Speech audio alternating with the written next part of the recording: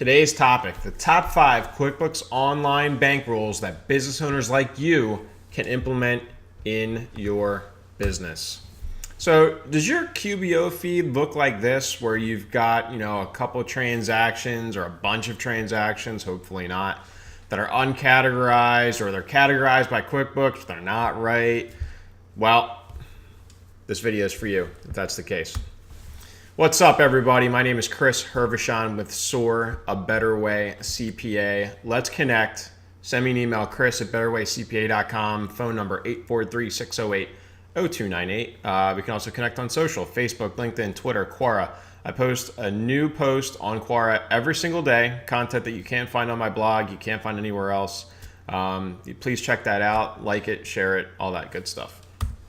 So, if you have any questions during this video, by all means, let's engage. Put the questions right there in the question box, or if you're looking at this afterwards, by all means, just put a comment in there. Happy to get back to that and answer any questions that you may have. So the problem is you reconcile your bank account or credit card or credit card each month in QuickBooks Online, but you're spending a lot of time doing it. A lot of your transactions each month are the same. So you feel like there's got to be a better way. You feel like there's got to be some automation that we can put in place so that these things are dealt with automatically, as I like to say. Well, if you think that that's true, then you'd be right. So that's what we're going to talk about today. Bank rules in QuickBooks Online. That's the way to fix it, and that is the way forward. It's my absolute favorite automation for QuickBooks Online, and the best way for you to create time in your business, as opposed to slaving over these transactions that are uncategorized every single month, right? So revisiting a prior episode, Bucket's Got a Hole. That was one of my favorite ones. It's out there on my blog. It's linked to in the show notes for today's episode. So by all means, go and check that out. It talks about how to use AI, OCR, things like that in order to classify transactions in your business. And this is basically just piggybacking off of that and maybe taking it one step further. So the bank rules that I'm going to talk about today: payments to and from a credit card, transfers between bank accounts, food and beverage expenses, fuel and gasoline expenses if you have those, and like services you use all the time, things that you would outsource, maybe like a Fiverr or an Upwork. Services that you use in your business, all the time. And I should mention, these bank rules are linked to in the show notes, so you can actually go and download these bank rules that I have created for the show specifically. It's an Excel file. You can download them, then you can actually upload them into your instance of QuickBooks Online, so you can use them for yourself, and I'll also show you how to tweak those as well. So that's pretty much it. Let's get into QuickBooks Online.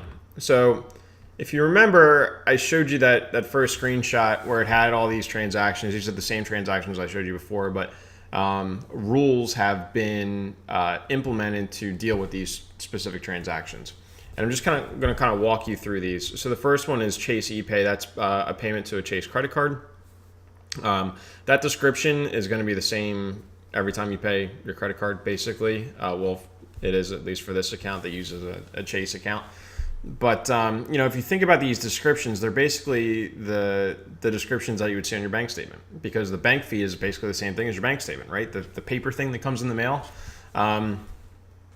It's exactly the same. And so what we can do is we can build these bank rules based on the transactions that come in through the bank feed. Where is the bank feed? You'll see on the left this tab, banking and banking. So this is where you've connected your bank accounts, checking, savings accounts, credit card accounts, things like that. The feed comes in automatically. The second transfer here, instant transfer. That's basically just a transfer between accounts. Dunkin' Donuts, I think we can all appreciate that. If you're going out for a coffee with clients, you may have Dunkin' Donuts expense. It may be Starbucks, either or, but works the same way. That's always going to be meals and entertainment.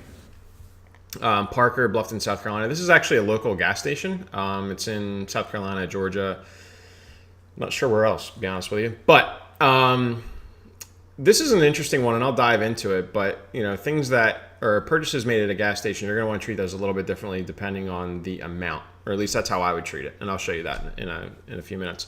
And then Fiverr. So those are those transactions I was talking about, things that you outsource, things that happen all the time. Like for Larry, this is Larry's Landscaping, our good friend Larry. it's always going to be a subcontractor expense, pretty much. So I'll go ahead and I'll walk you through these. The way to actually look at the rules is right up here, right next to banking, where it says rules.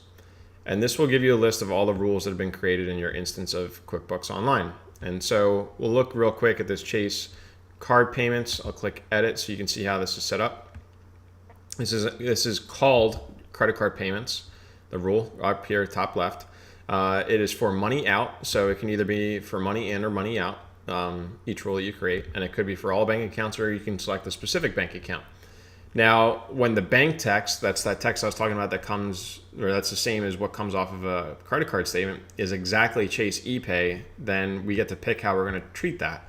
We're going to treat it as a transfer, and it's going to go to the credit card. So what it's going to do is it's going to come out of a checking account, and it's going to transfer to that credit card account, and it's going to reduce that credit card liability on the balance sheet. That's how this works.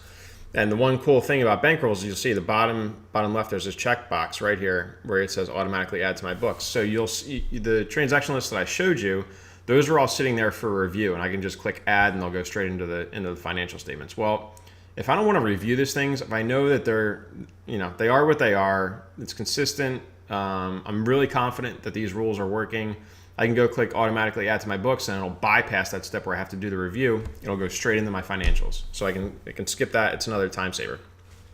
I'll go ahead and cancel that. Here's how bank transfers work. Now this is just a transfer from account to account. It's going to be money out. So money out of a checking account in this particular instance. And when the bank says exactly instant exfer, it's going to act as a transfer, and then it's going to go against the tax reserve. So if you watch my video, I think it was the first video I did on what dashboards are, and I talked about the tax liability reserve. It's kind of like a profit first concept. If you're familiar with the book Profit First, if you're not, go on Amazon, get it. It's useful. But basically, what this transfer is, it's moving money from the checking account to the tax reserve, so that we're fully reserved for any tax liability that we might have. Works exactly the same way. Nothing special there, really. Food and beverage. Now, if you have restaurants that you go to all the time, if you do client lunches, if you do client coffees, things like that, basically every standard QuickBooks Online chart of accounts, meaning the account listings, are fairly standard. You're always going to have this meals and entertainment account, generally speaking. So this is applying to money out from all accounts where the bank text says Dunkin' Donuts. It's always going to go to meals and entertainment, right? So if your favorite coffee spot is Starbucks, we could just as easily change this text so it says Starbucks, same thing. Or we can just duplicate this rule, create another one for Starbucks. So every time you get a coffee, it's going to go to meals and entertainment, right? Easy enough.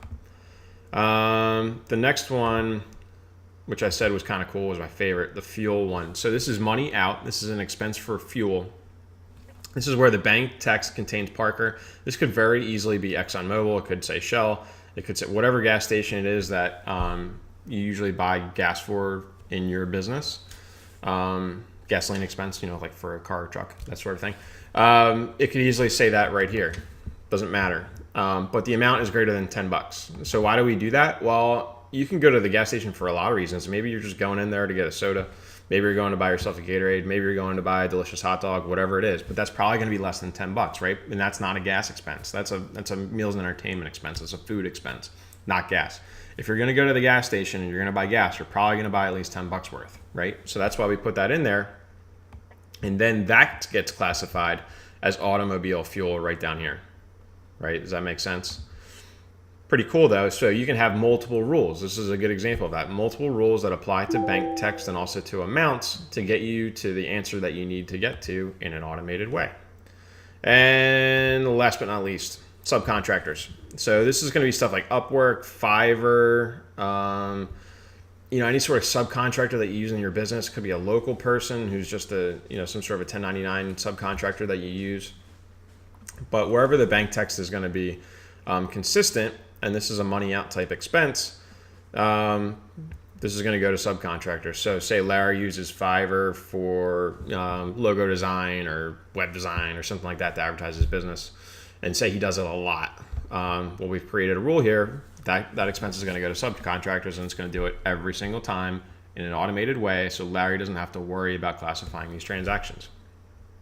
Now, what do we do with them when we're done? So we'll see on the banking tab here, all these green rule boxes. This shows that a rule has been applied to this transaction. This is the rule is telling where the transaction, or QuickBooks, where to put the transaction. So transfer to credit card, transfer to this tax reserve account, so on and so forth. That's how you review them, and then you can see this action over here. When you're good with these, you just go ahead and click transfer, add, and it goes straight into the financials. So that's pretty much it. Those are 5 common rules that you can use in your business, and I'll show you exactly how you can get those out. So if you go and select all the rules, go to batch actions. Nope, don't want to delete it.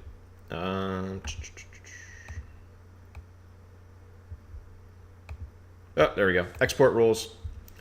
Click close, and then it comes out as an Excel file. I'll show you what this looks like. And it downloads. We'll go ahead and we'll open it up. And you can take this file. This is literally the file that I've linked to in the show notes. And you can upload it straight into your instance of QuickBooks Online. This is what it looks like when it comes out of QuickBooks Online. I'll just go ahead and blow this up so that it's a little bit bigger and easier to read. But here's a good example. So where is our food and beverage?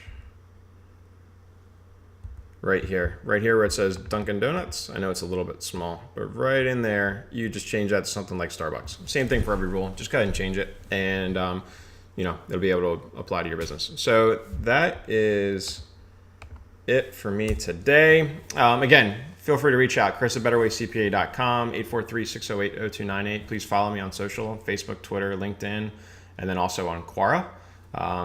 As I said, I post new content there every single day that you can't find anywhere else. So thanks for watching. I appreciate it. If you like this video, please like it, share it. That's the way for me to grow my audience, and also a good way for me to grow my business. And by all means, leave comments. Tell me what you liked, didn't like, whether or not you want to see specific content in the future. I'd be happy to cover that. So thanks a lot for watching. I appreciate it, and I will see you next time.